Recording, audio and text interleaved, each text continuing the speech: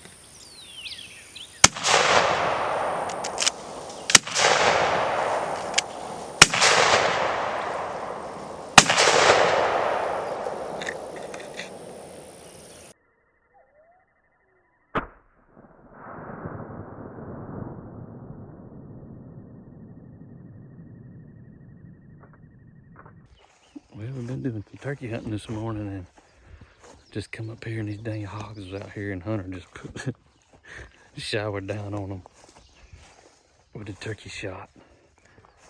I know he hit a couple of them, but they got off in the woods here. If you look and see if we see any blood.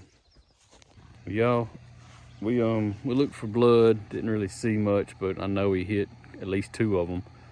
Pretty solid. Maybe they'll get down there in the swamp and either won't come back or die down there in the swamp somewhere. We got so many of these damn things around here, it's ridiculous. So anytime something like that happens, we're gonna try to shoot them.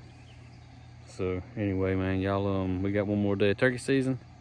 Try to get after them again in the morning. That's gonna be about it. Then it's gonna be